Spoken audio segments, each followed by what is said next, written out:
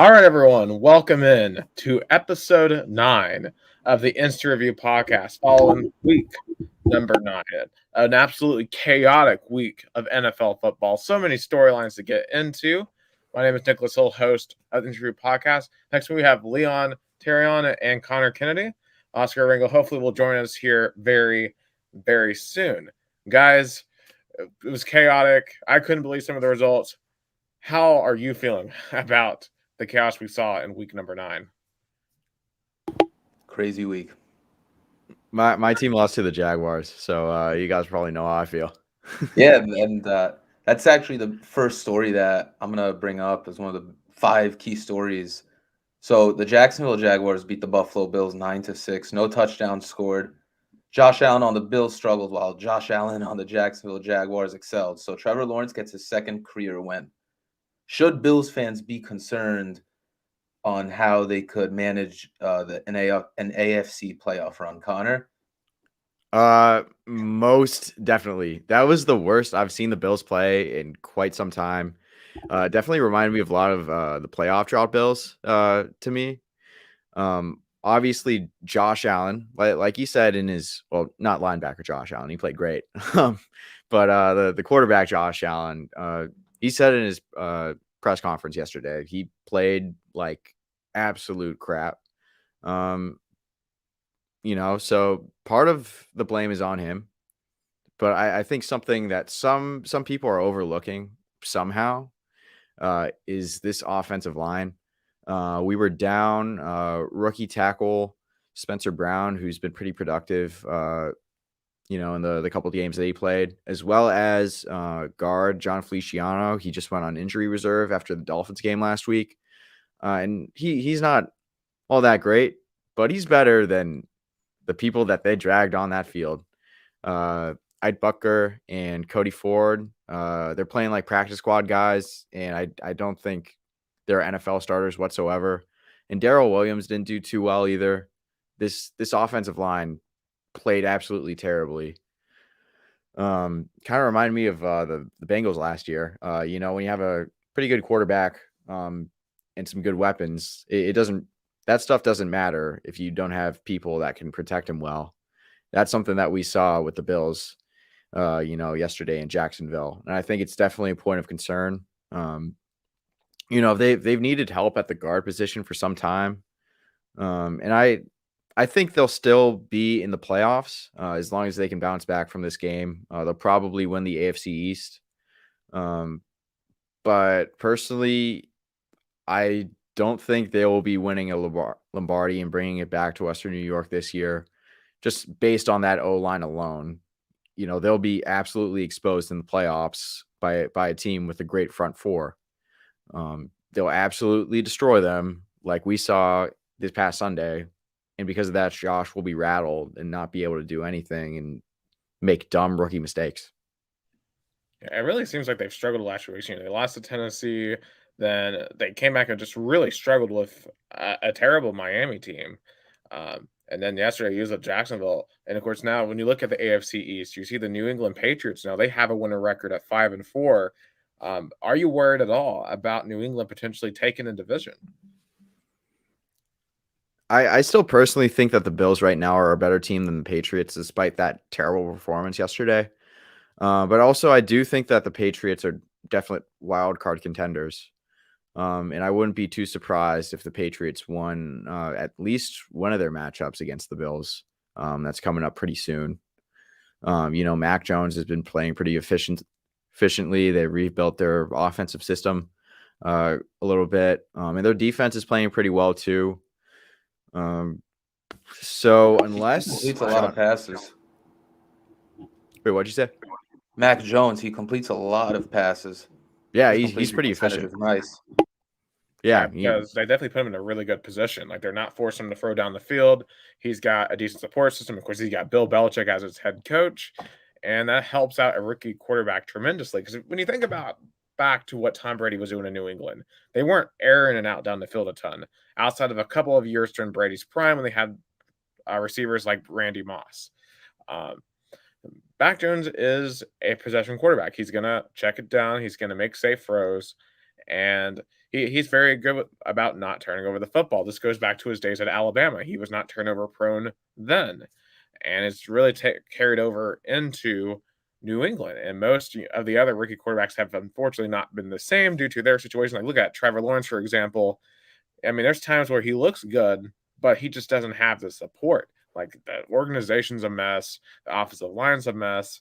I mean, yesterday he didn't play great, but at least he was able to make less mistakes than Josh Allen in order to win. And a part of that is because of the other Josh Allen. In fact, kind of a historical fact about yesterday's game, it was the first time that someone sacked another player with the same name. Josh Allen of the Jaguars, a linebacker from Kentucky, sacking the quarterback, Josh Allen, for the Bills. Kind of reminds me a little bit of these guys actually right here last year, and the Braves, Dodgers, NLCS. Will Smith, our reliever pitcher, gave up a home run to the Dodgers' Will Smith. So kind of a weird coincidence there. But, yeah, definitely. But going back to what you said, you were talking about the Patriots, and I think this is what they do best in the NFL. They're able to stick to their game plan. Like, they won't force anything. If they're running the ball well in the first half, they don't need to chuck it downfield in the second half. If Damian Harris, Ramondre Stevenson, even Brandon Bolden, the veteran, he's back on there on the Patriots also. So just to see them succeed with a rookie quarterback, a lot of people had their doubts, but this is a team that can make a big run. And I know Mac Jones I'd say he's probably the best quarterback so far among rookies, but I think Rookie of the Year will definitely go to Jamar Chase. Right. I think here's my advice. As someone who's a Titans fan, right? A couple weeks ago we lost to the Jets, and that seemed like an almost end of the world loss. There was like, all the hype about this team in the preseason was completely overblown, and there's no way that this team's a championship contender. But the Titans have turned it around, and you have to hope that if you're a Bills fan, that this is the loss that gets this team back going in the other direction. Because I mean, it has to be a wake up call. Because if you're losing to a team like the Jags on the road, how many other teams are you really going to beat if you're going to play like that? Now, the Titans have been able to change it around. And with how crazy and topsy-turvy the AFC is right now, there's still a lot of room for the Bills to come back because they still have, if everything's clicking, one of the most explosive offenses in the entire league. And our defense is still playing really, really well. And they only gave up 9 points yesterday, not necessarily their fault that Jacksonville won that game. So I think, every team has this midseason slump. Like, I think about the last year, the Buccaneers, they literally lost by 35 to the Saints in the middle of the season. They were down 35 at the end of the first half, but they came back and won the Super Bowl. So I wouldn't panic, especially with how crazy this is. I have no idea right now who should be the best team in the league. And, it's just, you would rather have the performance of week 9 than in January. That's for sure. Yeah, thanks for that, Nick.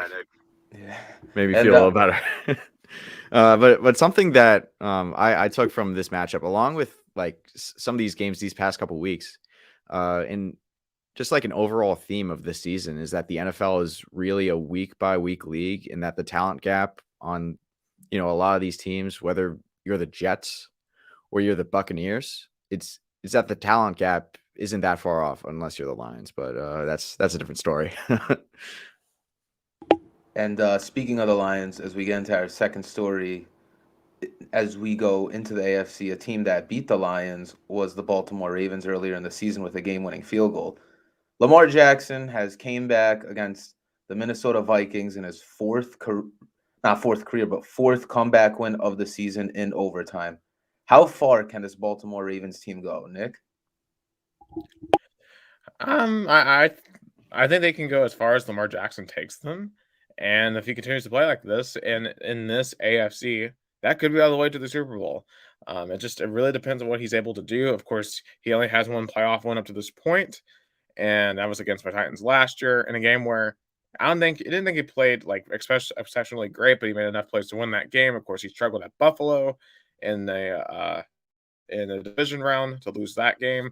So at the end of the day, he's put up all these regular season stats, and he's continuing to do so. But can you do it in January? And as we get later in the season, it's time to start thinking about, all right, which one of these teams looks poised to make that run when we get in the postseason? And we also got to remember this: the AFC North, literally everyone's within a game and a half of each other. So they still got to find a way to win the division. The Browns yesterday looked like a revelation. They look like the team that we thought they were going to look like in the beginning of the season. The Steelers are finding ways to win ugly games week after week, which, hey, in the NFL is all you need to do. And even though the Bengals are struggling, they still went into Baltimore and blew them out a couple of weeks ago. So the athletic line for Baltimore is to find a way to get through this division, which is going to be really, really difficult.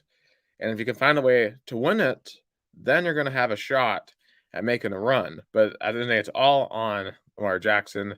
Plus, I think this defense is not as good as some of the other Ravens defenses that we've seen over the years. They seem susceptible at times. I mean, they gave up 41 to the Bengals a couple of weeks ago. Gave up 31 to the Vikings. I mean, I know the Vikings have good talent on the offense, but still, I think in the AFC, I think it's going to really come down to which defense has the hot hand. And right now, the Ravens don't have that. So they got to figure out a way to get that going before they attempt a Super Bowl run. Connor, what's your thoughts on the Ravens? I mean, like you said earlier, this team will only go as far as Lamar Jackson goes. As we've seen this season, Lamar Jackson's basically been carrying this offense ever since their top two main running backs are out for the season, went out for the season on injured reserve. And in my opinion, I think it's just like a little. I wouldn't expect Lamar to be able to carry this load for the entire season, and especially within the postseason. He has been playing like even better than his MVP campaign, back in 2019 though. And I think the addition of Sammy Watkins in free agency, despite his injury concerns, which pop up every season somehow, he's been helping out a little bit too. In terms of the defense, I definitely don't think it's anywhere close to something like the 2000 Ravens defense or even the 2012 Ravens defense. But I think they're still pretty dang good. One thing I would like to see from the Ravens defense though is rookie edge rusher Odafe Owe. He played pretty well early on in the season, and he helped the win against the Chiefs with that fumble recovery. However, I'd really like to see him be a bit more consistent in terms of his ability to rush the passer, and I think that'll be one of the key factors in this Ravens defense really showing up and helping them make a postseason run. Absolutely. I think that defensive part is going to be crucial. And speaking of defenses, the Broncos defense almost shut out the Dallas Cowboys. It was 30-0 by the fourth quarter. Teddy Bridgewater leading Denver to a victory. The dynamic duo of Melvin Gordon and Jamal Williams, along with Tim Patrick, running routes all over the Broncos defense, plus a big touchdown catch over Trayvon Diggs, who is leading the NFL in interceptions. The Broncos are now 5-4. How do you think they will fare in the playoffs? Because there's been a lot of predictions around them, even preseason. We weren't sure if it was going to be Teddy Bridgewater or if they were going to try continuing developing Drew Lock, the young quarterback. So where do you guys see the Broncos moving forward into the latter part of the regular season?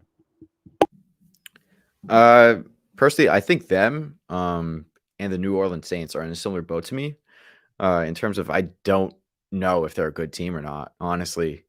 Obviously the Broncos started out hot with that 3-0 start against some pretty bad teams, but they still dominated in all those three games. And then they fell to, I think, like a 4-game losing streak after that. They eventually broke that.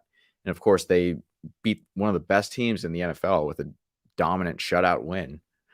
I think this defense is pretty good. The pickup of Patrick Surtain, even though I think they probably should have picked up a quarterback with the 9th overall pick. I think he's been a great corner so far this season for them. And as long as Teddy Bridgewater can play efficient football and Vic Fangio doesn't get in the way, then I anything's possible with the Broncos, honestly. I have no clue if they'll clinch a wild card berth or if they'll miss the playoffs entirely. Yeah, I just don't think ultimately they have enough offense. I mean, their defense definitely played very well yesterday, and obviously going into Dallas and blowing out the Cowboys in in the fashion that they did, raised a lot of eyebrows. But I just think when you look at their division, I think the Chargers right now are by far the best team. The Chiefs are starting to get going just a little bit, although I think that's more circumstantial than anything else. But hey, they're now winning, and they got a reeling Raiders team next week who even then the Raiders to me still have a better offense than Denver. But I just think right now the organizational issues are going to significantly hinder them for the rest of the season. I just when you look at how tight this is going to be, and you go week by week by week, how often are you going to trust the Denver Broncos in their current state to win enough games to make that wild card? I just don't see it. I mean, yesterday was a fantastic win, but I almost feel like that was almost more Dallas just being completely terrible. I mean, when you literally have Dak Prescott not even at 100 yards passing for 3 quarters, it's just that doesn't seem real. Like, especially for how well Dak Prescott's been playing in the early part of the season. And you got to give credit to Denver for that somewhat, but they're not going to do that to every team. And you're going to obviously have to rely on consistent scoring week in, week out. And I don't believe they're going to be able to do that. But, obviously yesterday was a great win for them, and they certainly got a shot to prove a lot of us wrong. With no Von Miller, one of the best players in franchise history, they traded him away to the Rams. They did that entire almost shutout performance without him, so that was a big surprise there. I think compared to Bills and Jaguars, I'd probably say that that's the biggest upset of the week. That was just a big shocker, that game. But now as we move on to the other division, the NFC division, no Kyler Murray, no DeAndre Hopkins. Colt McCoy leads the Arizona Cardinals to a 31-17 win over the San Francisco 49ers. James Conner had 3 total touchdowns. They're doing this without their 2 top playmakers, and the Cardinals ran all over the 49ers. Historically, these games are close between these two NFC West teams, but guys, thoughts on this? Because I thought the 49ers could have maybe edged this out by a couple points. Yeah, it was very surprising to see the Cardinals blow out the 49ers in that fashion with Colt McCoy as their quarterback, without DeAndre Hopkins. And I really think this could begin to spell the end for Kyle Shanahan. Ever since they came up just short to the Kansas City Chiefs in the Super Bowl 2 years ago, it's all gone down here for San Francisco. Wasn't his fault last year due to injury, but this year I thought they'd be a lot better than they are, and it's really disappointing to see how discombobulated that offense is. I think a big part of that is bringing in Trey Lance and doing the quarterback hokey pokey, and no one knows who the quarterback's going to be week to week. And I think in the NFL you just can't do that. In college football, rarely you can get away with that. In the NFL, you just can't get away with a 2 quarterback system, and I almost think they're kind of outsmarting themselves. There's not a consistent set of skill players week to week they can rely on. Because the ongoing joke early on the season is, people are going to draft Brandon Ayuk in fantasy, but it's going to be like Graham Mitchell from North Carolina, Appalachian Tech or something that's going to go off for the San Francisco 49ers. And that's great for a couple of games, but for a whole season, you need those bona fide stars, and they're just not showing up. Outside of Deebo Samuel for San Francisco. So I think this is a real indictment on Kyle Shanahan and John Lynch and the 49ers. They're just not what they should be, given that the talent that they have. Now, obviously, for the Cardinals, this is a really good sign because obviously last week you lose to a short-handed Packers team, kind of wounded their pride a little bit, but coming back, underhanded yourself, going into San Francisco, getting that win, and with the Rams loss yesterday, now you're back atop of the NFC West at 8-1. You have the best record in football. And I've been saying all year, I'm still waiting to see what they do in the second half, considering Cliff Kingsbury's past in the second halves of football seasons. But considering what they were able to do yesterday without his star quarterback and his star wide receiver, I'm getting less and less concerned about how this Arizona team is going to perform down the stretch. Yeah, I just think the Cardinals are a well put together team. Obviously we saw them play really well without Kyler Murray. And I think, correct me if I'm wrong, but I think D-Hop didn't play that game either. I don't think he did either. Yeah. So their top 2 star players on offense, out. but they still won in convincing fashion, playing a team that I think a lot of us thought would bounce back. And it's been a really interesting season for the 49ers. There was a good amount of hype from them, and I believed that, bringing Jimmy G back, healthy with, George Kittle and the rest of their stars on offense and defense, they went to a Super Bowl not too long ago. And they were just plagued with injuries in 2020, and that's why they went 6-10. But they absolutely are not the same team that they were in 2019. I think Kyle Shanahan's avoided a lot of blame because of the injuries that his rosters endured, both in 2018 and in 2020. But I think this season, it's very likely that they miss the postseason. And if they do, then I don't know if Kyle Shanahan's going to be coaching in the Bay after this season. Yeah, I mean, I'm not really sure, like, with the 49ers, even going back to drafting Trey Lance, because I still believe in Jimmy Garoppolo. He is somebody that did take the team to the Super Bowl, and they did lose. But even without injuries last season, they were still able to go 7-9 with mostly second stringers. So now they're 3-5. Maybe they get a 7th spot. I'm still a believer in the 49ers, and they do have a good defense, and they do have some good pieces in Deebo Samuel and Brandon Ayuk, but we'll just see what happens moving forward. Now, moving on to another team in the NFC, the biggest story is Aaron Rodgers testing positive for COVID. He did not play in the game against the Kansas City Chiefs, which was Jordan Love's first career start. Jordan Love's first career start did not go that well at all. He had plenty of opportunities to even beat the Chiefs. A lot of miscues, a lot of missed passes, and the Chiefs defense was able to send the blitz a lot and get a lot of pressure on him. But the Packers defense did play well. The final score was 13-7. Do you guys think that Packers fans should panic after this loss? Because I think if you have Jordan Love moving forward the next couple of weeks, I don't know how well it's going to go. It just looked like nothing was functioning. And let's say if Rodgers was there, that probably would have been a score of 30-13. I mean, I think with the Jordan Love situation, just going back to the 2020 draft, even though it's somewhat similar to the Aaron Rodgers, Brett Favre situation, in the sense that Brett Favre was still playing relatively well, and they still drafted Aaron Rodgers in the first round. Jordan Love wasn't a quarterback that was, projected to go in the first round or had any similar promise to Aaron Rodgers, back in the 2005 draft when he was a guy that was predicted to go first overall. I think the pick was obviously a reach by the Packers, and I don't really know if Jordan Love could really carry this offense the way Aaron Rodgers has, this past decade after Aaron Rodgers leaves, which could very possibly be after the season. I just do not trust this team with Jordan Love as their, QB1. I absolutely agree with that. And before I get back to the Love, I kind of want to circle back around to Mahomes here for a second. He had 37 pass attempts yesterday, only got 166 passing yards. That seems just unbelievable to me. I mean, the Kansas City Chiefs offense has fallen off a complete cliff. And I don't know if they're going to recover. I mean, we've been talking all year about their defense being terrible. But the offense all of a sudden is just missing. It's on a milk carton. Where is the Kansas City Chiefs offense? But back to Green Bay. I think for this season, there's no reason to panic. Aaron Rodgers is going to be back sooner rather than later, unless he gets deathly sick, which hopefully he does not. They're going to win the NFC North, and he'll be around for the playoffs.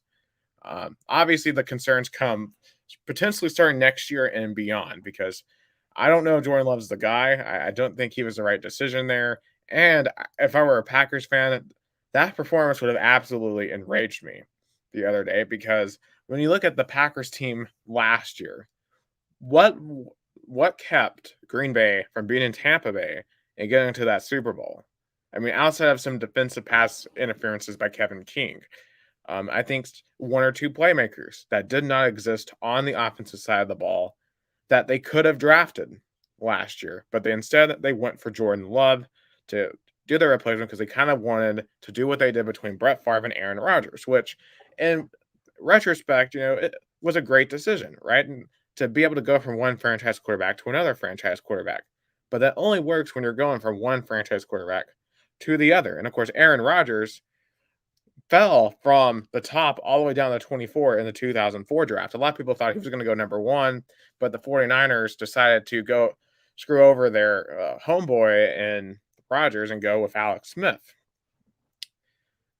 This left situation, as Conor was saying, is not the same. And when you still had an elite quarterback like Aaron Rodgers, who is single-handedly putting you in championship contention year after year after year, you had to find a way to get that man some help, because you hadn't drafted a skill player in the first round in, I think, a decade. And it just it doesn't make any sense. It still doesn't make any sense. And I think they're throwing away his last chances at a Super Bowl ring, regardless of whether or not you like Aaron Rodgers or loathe him after the past week. The fact still remains: if he had extra help last year, if he had the supporting cast that Tom Brady had, Aaron Rodgers would have been a Super Bowl champion last year, and he would be a favorite this year to win again. But Green Bay just refuses to give him that support.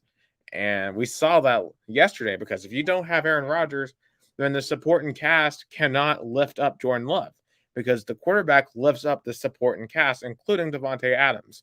Aaron Rodgers is what makes that team go.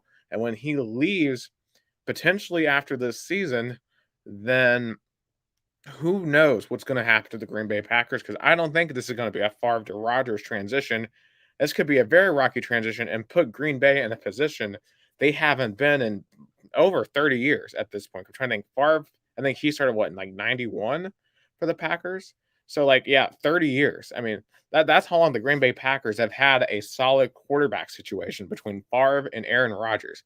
A whole generation of Packers fans have known nothing but solid quarterback play, yet they've only might have been later 2 Super Bowls with 30 years, despite having 2 generational quarterbacks, which just seems like a great waste to me.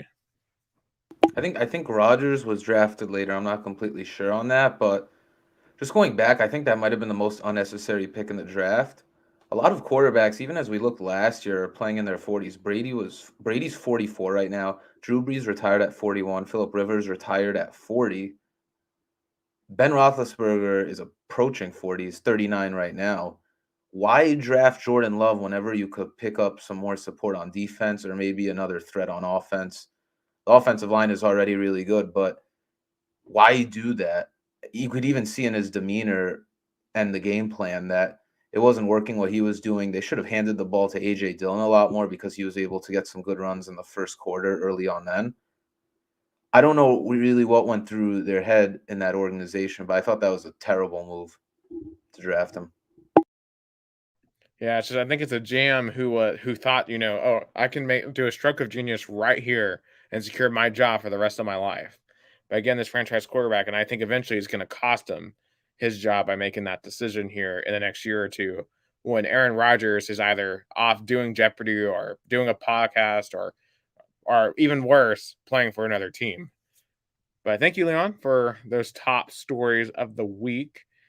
Unfortunately, Oscar is not here. So what we'll do is I am just going to go through, because he did write down the injuries that he wanted us to talk about. So I'm going to go over them. So obviously, when you look at some of the bigger injuries of the week, the Arizona Cardinals, Chase Edmonds had a high ankle sprain. Of course, I have him on my fantasy team, so I was not very happy about that. He's going to be out potentially for up to 3 to 4 weeks.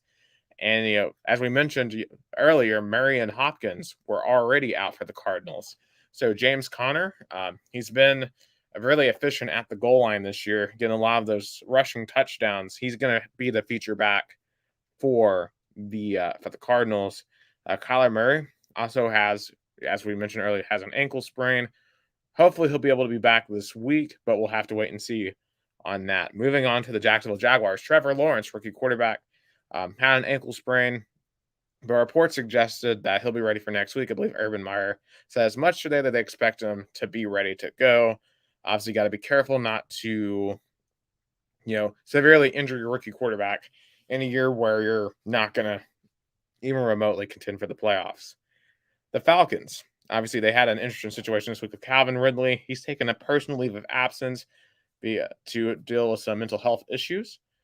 And obviously Russell Gage, Kyle Pitts, Cordell Patterson will all be receiving targets that Matt Ryan will look to for production while Ridley is out. Obviously, we don't know how long that's going to last, and we hope that Ridley is okay and that he will get the help that he needs.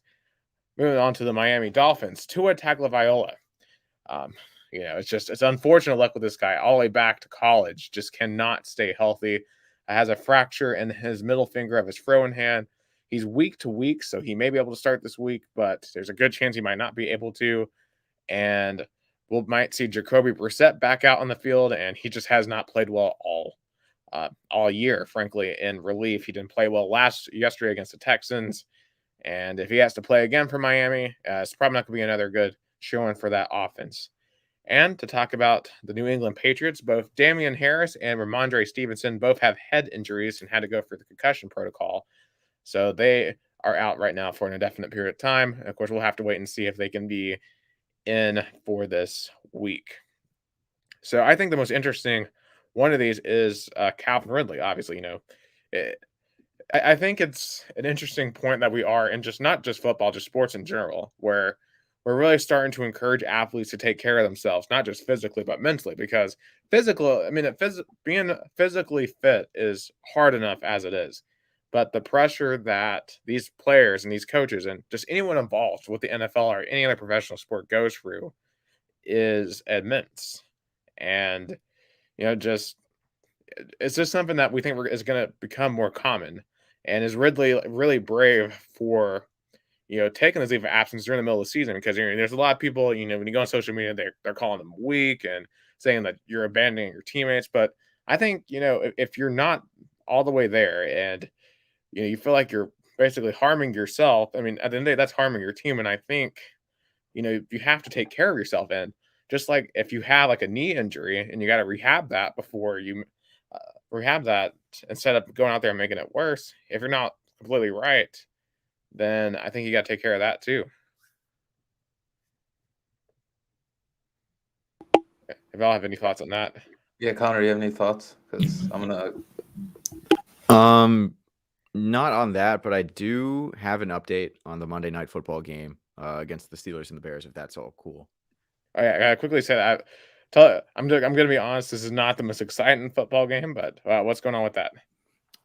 So the Steelers just scored a touchdown off a 10-yard Najee Harris touchdown run. A lot of potential in Najee Harris. I think he could become the next big running back in Pittsburgh. But going back to Nick's point, I think that's the biggest story, the Calvin Ridley one, because that just opens up more opportunity for Kyle Pitts, who's just getting better and better each week. And I know this is bold for me to say, but I'm going to say this right now. Mark my words, you're looking at the next best tight end in the NFL. Give him a couple seasons. I easily think he will surpass Travis Kelce, George Kittle, Mark Andrews, anybody in the league. I know that the Falcons should focus more on drafting defensive players, but that was the best talent-wise player in the draft and overall the best player in the draft. This guy's going to be amazing for years to come. You might be looking at the next Tony Gonzalez of the Falcons. I got to see him actually play live last year. It was Florida at Tennessee. And Kyle Pitts, when you see this guy in person, he's as fast as a wide receiver, but is built like a tight end. I've never seen anyone built like that at the tight end position. And I think he had 150 yards against the Vols that day. Just absolutely destroyed him. And Kadarius Toney just ran through our defense like it was nothing. Of course, the Florida Gators wish they still had that offense. But we're not a college football podcast. But Connor, just what's your thoughts on this Connor Ridley situation and how the Falcons go from here? I think it's very important and honorable that Calvin Ridley's kind of taking some time off the game just to talk about what he's doing for a second before I kind of go into what this means for the Falcons. Like Marshawn Lynch says, take care of your mentals, take care of your chicken. And that's what Calvin Ridley is doing with this move. I think especially in such a hyper masculine sport like football, mental health struggles can sometimes be kind of blown off a little bit. I know Dak Prescott struggled with his mental health a little bit. I think this past off season with some of his personal troubles. And I think him and what he's doing for mental health awareness, as well as Calvin Ridley. Like I said, it's pretty honorable, and I think it'll help them become like even better players for their team because they're prioritizing their mental health. And while they're working on themselves off the field, I think it'll help them become more focused players on the field and help them become 100%. For what this means for the Atlanta Falcons, I mean, obviously, I don't think any of us were thinking that they'd be playoff contenders. But I think Cordell Patterson, if hopefully I'm pronouncing his name right, as well as the emergence of Kyle Pitts, is going to be really important in how this team does. I mean, obviously, Kyle Pitts, like you said, Leon, is a generational talent at tight end. And Cordell Patterson is probably the best catch passing running back in the entire league. Obviously, this offense is going to be off a bit without their number one wide receiver. But, I think with Kyle Pitts and Cordell Patterson catching passes, I don't think the offense will be absolutely horrible. I think they'll do okay without Calvin. Yeah, I mean, he was already sort of like quiet this year. Not as much as last year. He actually surpassed Julio Jones in yardage last season, but noticeably quiet this year. It hasn't really been brought up. Not really any big games for him, but we are wishing him the best. Absolutely, and hopefully we'll be able to see him on the field soon. But moving on to fantasy, and of course, Oscar normally also does this segment as well, but I will just kind of go through some of the statistics he was able to collaborate, and we can discuss it if we want. So the top 5 performers this weekend, standard scoring, so not PPR scoring. James Conner, as we mentioned earlier, considering Chase Edmonds' injury, had 35.3 points, had 2 touchdowns, only 22 yards rushing, but a ton of receptions. Just was doing everything for the Cardinals yesterday, considering they had no Kyler Murray, no DeAndre Hopkins. Of course, number 2, Lamar Jackson, 32.6. He's doing what he does, 266 yards passing, 3 touchdowns, also 120 yards rushing. Another day at the office for Lamar Jackson. Had 2 interceptions, though. Jonathan Taylor absolutely destroyed the Jets on Thursday Night Football. He had 172 yards, 2 touchdowns, 2 catches. Clearly, all the criticisms of Frank Reich last week not handing the ball to Jonathan Taylor enough were heard because they gave him the ball early and often against New York. Justin Herbert finally has a great game again. Kind of was struggling for a few weeks, but he had 31.6 points. Was 32 of 38 passing, just essentially perfect yesterday. And Matt Ryan, 28.5 points. He himself had 343 yards passing, 3 touchdowns. He's doing Matt Ryan things. And obviously a great week anyway for the city of Atlanta. And they topped it off with another win for the Falcons on the road for the Saints. Top 3 surprising performances. Mentioned earlier, James Conner. I think that was more of circumstance. Josh Johnson in relief of the injured Mike White. 27 of 41, 317, 3 touchdowns. Did very, very well in relief. And again, he was down a lot in that game, so they had to throw all the time. And, we'll see if the Jets have to go with him moving forward. And staying with the Jets, Elijah Moore. He went to school at Ole Miss. I watched him a lot in college. I always thought he was really, really explosive. He had 7 catches, 84 yards, and 2 touchdowns. Had 20.4 points in that game at the Colts. So when we take a look at these fantasy performances, just what stood out? What stands out to you when we look at some of these top performances, some of the top fantasy performances, if anything does stand out, Leon or Connor? In my opinion, James Conner has been standing out not only this past game in relief, but this whole season. He's really been having a career renaissance since joining the Cardinals. And he's been doing well for my fantasy team. He's been putting up like a good amount of points. He's been finding the end zone consistently, I think, every game as far as I remember. So he's definitely a standout running back in fantasy for sure. Yeah, he's definitely doing great this year. Stood out to me is Josh Johnson threw for 3 touchdowns over 300 yards. He is listed as a 3rd-string quarterback on the Jets. Even before that, MVP candidate Mike White did throw for a touchdown in the first quarter, and it looked like it would have been more competitive with him in the offense. if he was able to stay healthy for the 4 quarters of the game. Now, it's also a big topic of conversation who will start next week against the Buffalo Bills, Mike White or Zach Wilson. I'm really interested in seeing how they go in that direction there, because the Colts defense did give up 30 points to the Jets. Now, the Jets are not the best team in the league, and they are hopefully improving and making the AFC more competitive, but we'll see what really happens there against the Bills. Connor, do you really see the Bills locking down the Jets if they were to start Mike White, or would it be more competitive like it was against the Bengals? Honestly, with last week's performance, I have no idea. I mean, I think the Bills' defense is still really good. I think part of what happened in that Colts game was that the Colts were already up like 42-10, so they kind of started playing like a prevent defense. And then, when Josh Johnson came in, like the game was almost over. I mean, he played well in relief. But I at the same time, I think this Colts defense is, while they have some really solid playmakers, it's nothing like the Bills defense has been this season. So I'll say the Jets are definitely going to have a much harder time moving the ball when they play Buffalo in MetLife this upcoming Sunday. Absolutely. I know you're going to talk about that in your gambling segment coming up. So some of the waiver wire picks that Oscar decided to choose for this week. Rashad Bateman, rookie receiver for the Baltimore Ravens, went to Minnesota.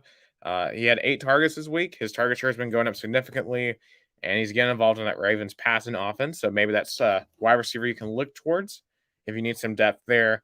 Logan Thomas, tight end for the Washington football team. Not sure is one of probably the top 12 tight ends. Kind of fallen off at the beginning of this year. But he's trying to pick it back up. Had 4 catches yesterday. Ramondre Stevenson, of course, you got to keep in mind that injury, but still has been getting involved a lot in the passing game and some short yard situations for the Patriots. And Brandon Ayuk for the San Francisco 49ers. Don't know if I completely agree with the choice by Oscar. That offense right now is a complete mess, but Ayuk, when he does get his chances, can be a very explosive receiver. But my personal staff pick, the Titans running back Deontay Foreman. He only had 5 carries yesterday, 29 yards, which is nearly 6 yards per carry. I know he only had 5 carries, but he looked a lot better than Adrian Peterson or Jerry McNichols running the ball last night.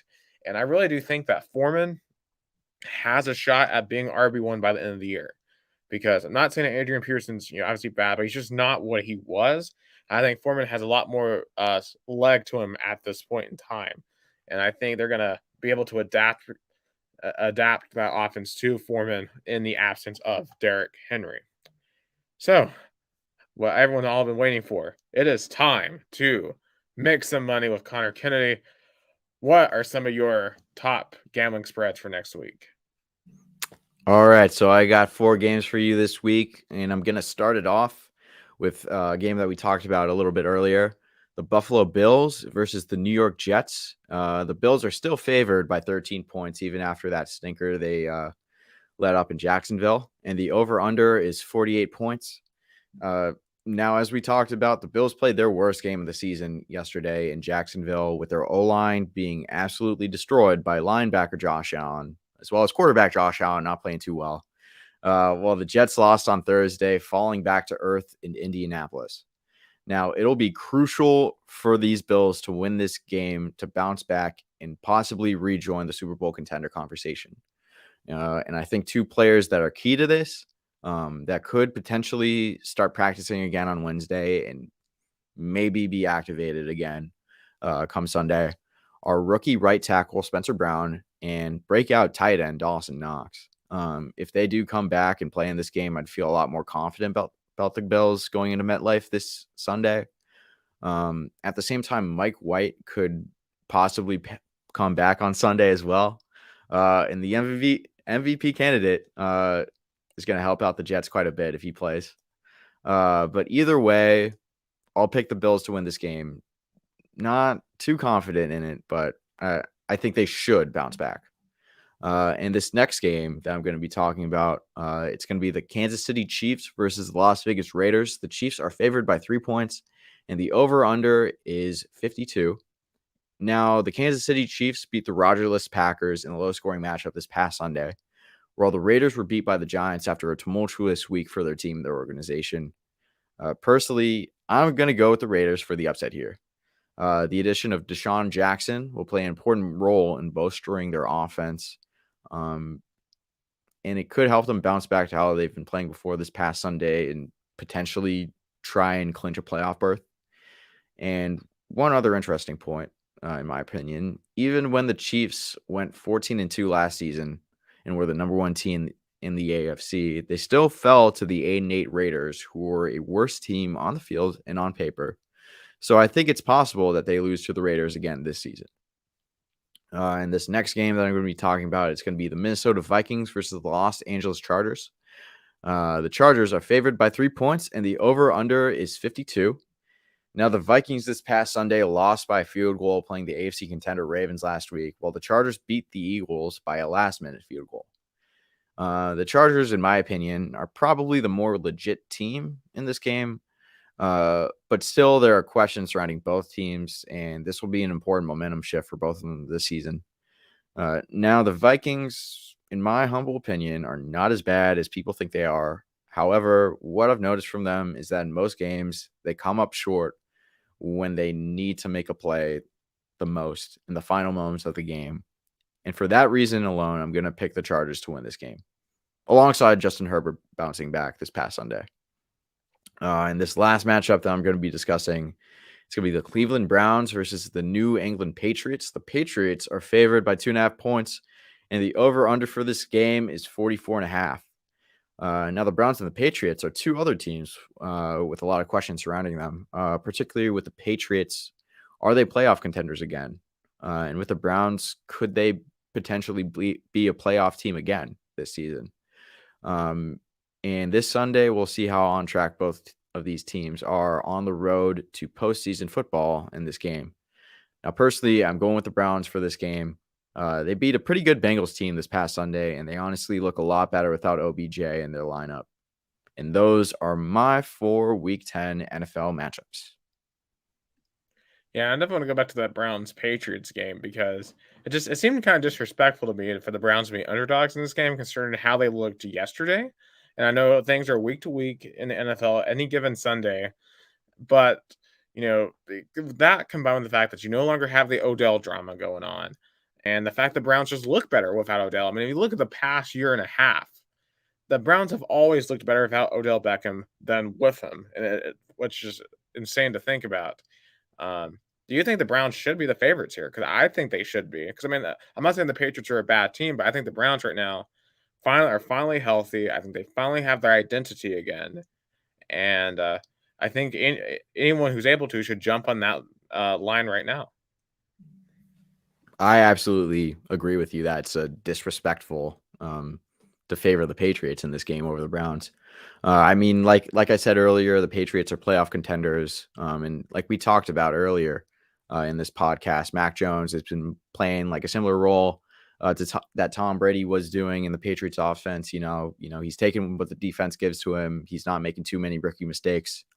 However, this, like you said, Nick, this Browns team is much better without OBJ. I think Jonathan Peoples-Jones has been a pretty underrated wideout for this team so far this season. And while I have some questions about their secondary, I don't think they're quite there yet in terms of, gelling. I know there's 2 rookie starters on their secondary, but I still think that the Browns are a better team than the Patriots. And Baker Mayfield, even though he's been getting a lot of flack this season and somewhat deservedly, I still think that he's a better quarterback than Mac Jones. So personally, I just see the Browns winning this matchup easily. Well, which quarterback long term do y'all think is going to be better, Baker Mayfield or Mac Jones? Who do you guys think has the higher ceiling? Because I feel like those two are, to me, could be relatively equal at their peaks. I don't see either one of them ever being an elite top tier quarterback, but I think they're both quarterbacks who could be solid, get you to the playoffs, but maybe not win a championship unless they have great support around them. Would you say that question is based around stats-wise or success, including playoffs and Super Bowls? I think more about success because anyone can put up stats. Like Kirk Cousins, if you look at his stats, or look at Matt Ryan's stats throughout the years. But, Which quarterback would you rather build around? That's honestly a really close one because you do have the best coach ever in Bill Belichick. That I think they could make a Super Bowl run, but at the same time, the Browns can run over any team whenever they choose to play well. So that's actually a close one. For right now, I'll go with Mac Jones, and just circling back to what we were talking about with Odell Beckham. A lot of teams, I think the Raiders could be somebody that might pick him up. It would be sick to see him come back to the Giants, but we don't even need another receiver since two already came back from IR. Maybe I think it would be crazy. I heard about DK Metcalf, Tyler Lockett, and Odell Beckham. I think that could be another trio that could be good with Russell Wilson coming back soon after his dislocated finger. So just really interested in seeing where he goes since he's still under 30 years old and he's still a big name player that could make a difference if he could fit into the right offense. I think one team that should look at him is New Orleans Saints because they lack a true superstar wide receiver, especially with the absence of Michael Thomas. Of course, how much do you want to invest in a wide receiver right now when your quarterback situation is so up in the air now because of Jameis Winston's injury? I don't know. But for a team that's in playoff contention, I think that's definitely one team that should heavily consider maybe signing another receiver. I don't think the Raiders is going to happen now because they signed Deshaun Jackson officially earlier today. But Odell in Vegas would be pretty interesting, but I don't know if Vegas really wants that whole hoopla after just the week they've had. I feel like that would just bring more unnecessary distractions. Do you think that would just be something the Raiders are going to completely avoid right now?